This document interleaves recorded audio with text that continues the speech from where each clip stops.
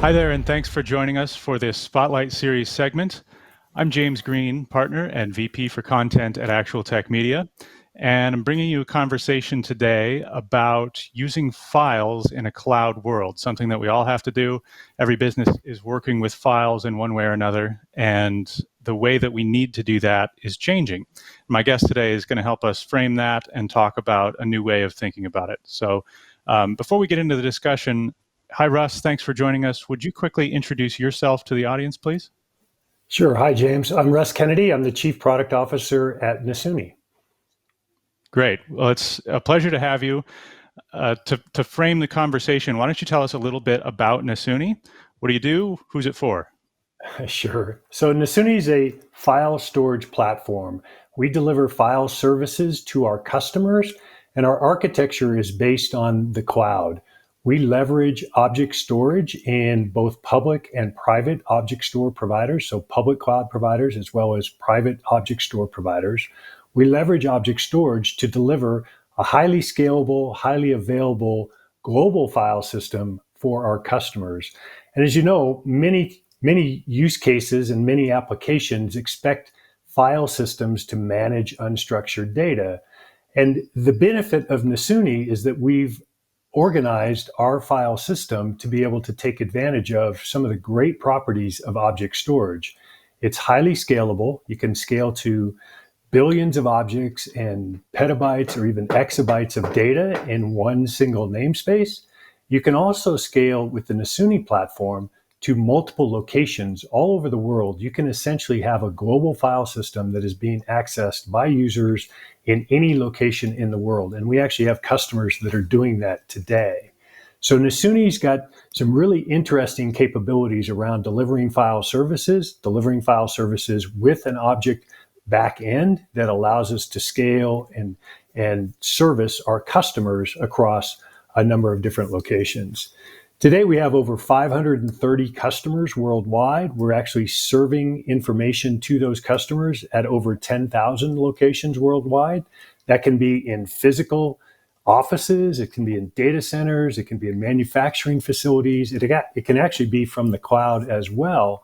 So over 10,000 locations where customers are accessing data from. And we continue to add and scale and grow our customer base because we're the truly global file system that can deliver the capabilities that people are looking for in today's growing unstructured world. The other thing that's really unique about Nasuni is that because we use object storage, either public object storage or private object storage, we can actually help customers lower their costs significantly around storage infrastructure and around managing file data. Object storage by nature is less expensive than traditional hardware-based storage. So in order to grow to those capacities and scale to those capacities, we enable our customers to do so cost effectively. So leveraging the fact that object storage is in play allows us to take advantage of some significant cost savings for our customers. We partner today with a number of object store providers. The big three cloud providers, that's AWS, Microsoft Azure, and Google, are very good partners for us. And we have a number of customers leveraging their object storage technology. But we also work with some private on-prem object store providers as well, which customers can take advantage of as well in using the Nasuni platform. So to sort of paraphrase what I heard there near the end,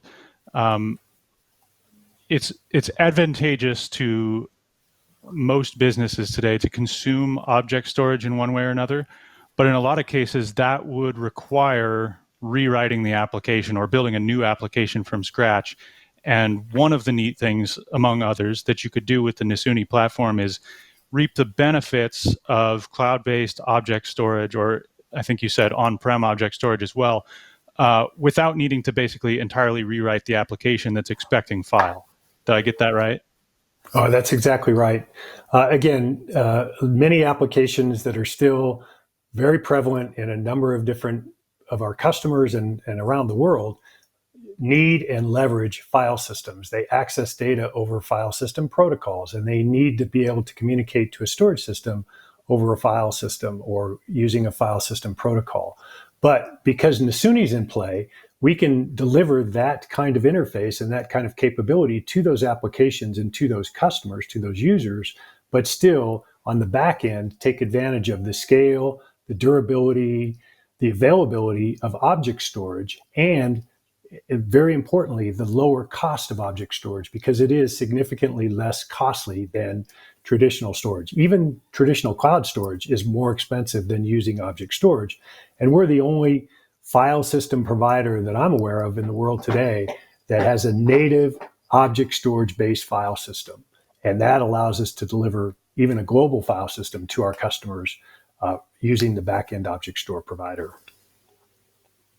Okay, very neat. So you mentioned they're your customers. Let's talk a little bit about the practical application of this. Give us some examples of use cases or ways you've seen this technology applied. Sure. So there's a number of ways that our customers are taking advantage of the Nasuni solution.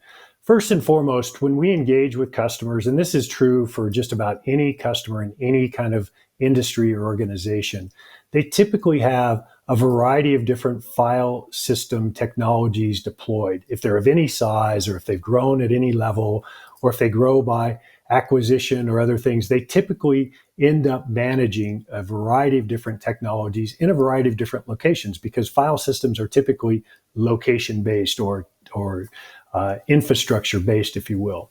So one of the big use cases that we engage with customers around is consolidating all of that data from a variety of different platforms and a variety of different locations, consolidating that data into the cloud. So it is now protected in object storage, it's available in object storage, and can be served out to any location where any user or application needs to access that data. So the first practice that we get into with our customers is really all around consolidation of data into the cloud.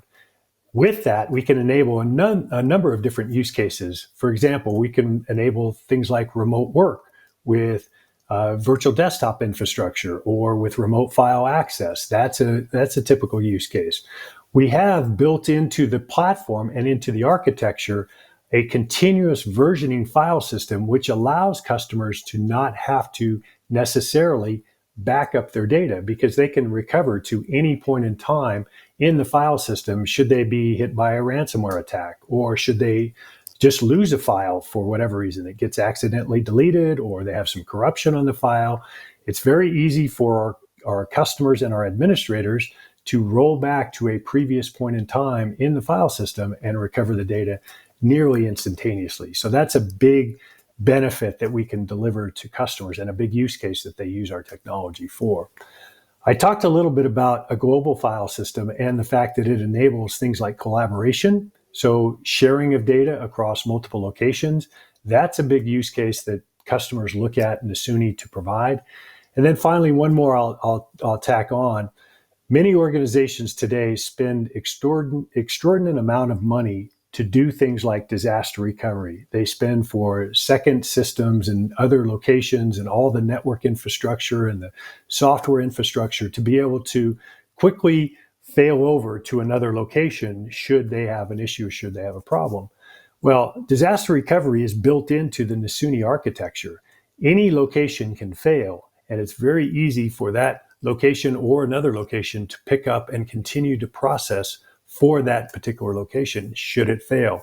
Again, it's a very hub and spoke distributed architecture, so that any location is not germane to the failover process. It can fail at any point in time, and it's very easy for a customer to continue on with their operations, to recover quickly from that location or another location, and to continue to process. Typically, that's in a few minutes, 10, 15 minutes, and they're back up and running, even if that particular location or office or whatever had a complete disaster and they were not able to operate from that location. So to zoom in on that idea just a little bit, give us kind of the simple whiteboard version of the architecture. You're saying that if one site fails, that can be compensated for elsewhere. Sure. At the highest level, are we talking appliances at each site, or how does it work? Sure. So very simply, so again, the file system lives in the object store. So that lives in the cloud. It lives in a container in the cloud, a bucket or a container, depending on what cloud provider you're using. And then users access the data through these edge appliances, as you described. And these edge appliances have some state so that they can cache data locally if it's active data to provide a level of performance that users and customers would expect. But they can live anywhere. As I said, they can live in offices, they can live in data centers, they can live in the cloud. Edge appliances can be wherever the users or the applications are accessing data, and that you'll want to position them that way. We don't charge extra for edge appliances. You can have as many as you want in the architecture. Several of our largest customers have hundreds of edge appliances all over their operations and all over the world in a lot of cases. And you can access the data through these edge appliances.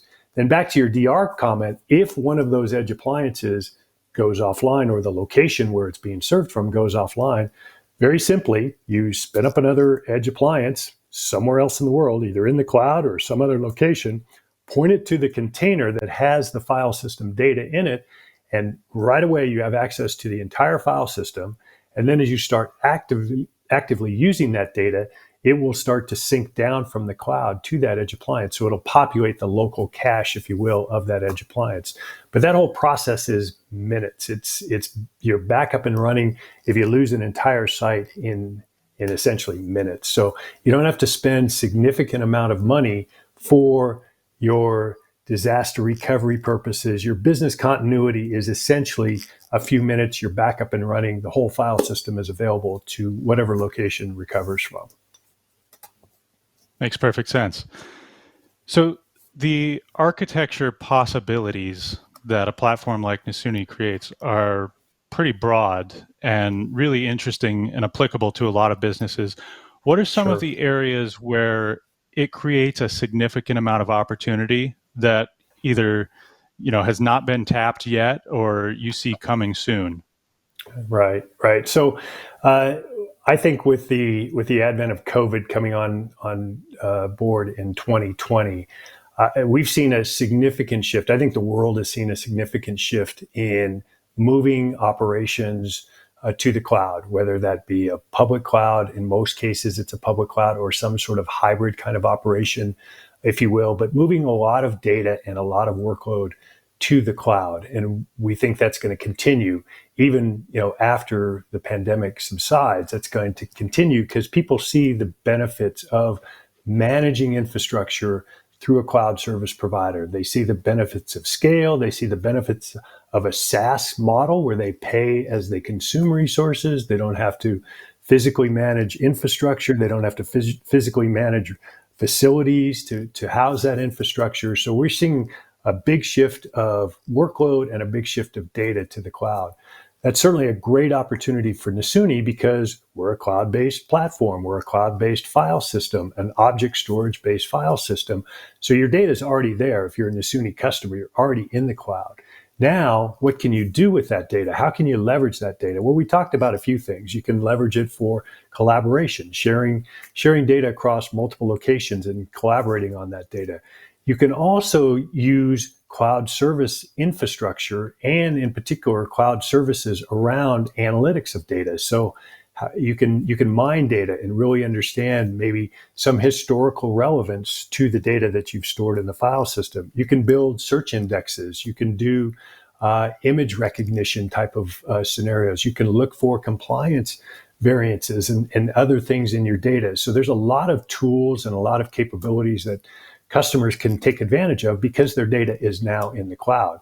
Now they can still access that data from physical locations where their edge appliances reside, or they can put edge appliances in the cloud for that type of access as well. But the benefit of having a cloud native file system, an object storage native file system, is now your data is accessible to a number of different services that exist in the cloud. And we're seeing a lot of interest in our customer base to that very use case. Besides being able to help your customers innovate, with the platform being inherently cloud-based, Nasuni obviously also has the ability to innovate pretty rapidly. What's coming in the near future for Nasuni and Nasuni customers? Sure. So I think it's all about really giving our customers more access to their data in much more robust and transparent ways, if you will.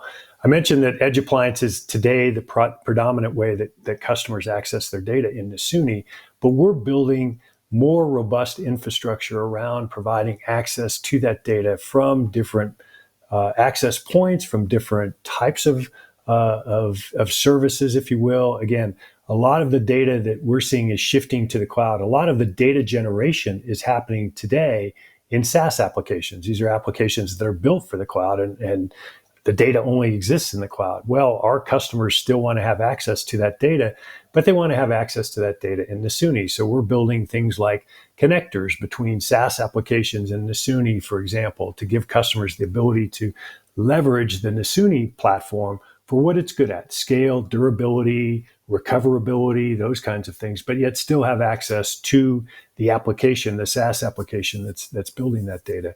We're building a more robust API to give users the ability to take advantage of a file system that's cloud native, yet still have the heuristics and the structure around that file system for things like permissions and control lists and the relationships that come natively with a file system orientation, like which directory structure and those kinds of things. So we're building a very robust API and some access methods around the core file system. The appliance will still exist for people that want to use that method, but we think as the world shifts more to the cloud, as applications shift more to SaaS, as workloads can continue to shift more to the cloud, people are going to want different ways to access their data. And that's really kind of where we're focused from a future development standpoint. That makes sense to me. So earlier you mentioned that COVID really kind of changed the way we work. And I think we're all in agreement at this point. That's probably we're not going back to the way things were. How do you and the Nasuni team see the requirements for businesses that have changing the way that we do infrastructure for the future? Well, I think it's along some of the lines that I've already talked about, but I think it's really focused on flexibility, ease of deployment, ease of access. Again, the old traditional methods of finding data center space and acquiring physical equipment and racking and stacking that equipment and connecting it to networks and managing it and building high availability into that infrastructure and disaster recovery. All of that, I think, is going by the wayside. People see the benefit of having the ability to procure resources when they need to be able to scale out or scale up when they need to have more access to more resources as their workloads continue to increase. They want to pay for what they're consuming, but not pay ahead of time to go access infrastructure and whatnot. They want to get out of the facilities business in a lot of cases. So I think it's just going to continue. I think COVID is accelerating that transformation. It was always going to happen, but I think people, as you said, now that people are working differently and they're not necessarily tied to physical locations, and the workforce is flexible, I think organizations are going to start to look to more flexible ways to acquire and utilize infrastructure resources. And I think that's just bodes very well for Nasuni because we're already in that game. We're already delivering those kinds of capabilities for our customers today. Very good. Well, if somebody's watching and is inspired by the picture that you're painting here, what would you recommend they do next to learn more? Well, certainly you can go to our website. That's nasuni.com. And there's lots of information there about use cases, about how the architecture and technology works. You can get a little bit of insight into what some of our customers are doing. I think there's tons of videos and whatnot out there that you can get some more information about how our customers are really taking advantage of the Nasuni platform.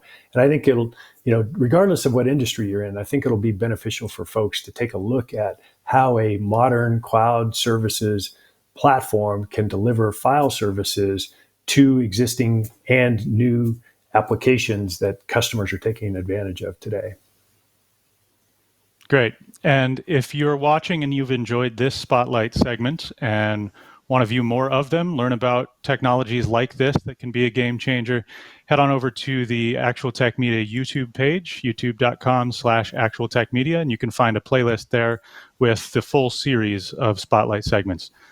Russ, it's been a pleasure chatting with you today. Thanks for being on. Thank you very much.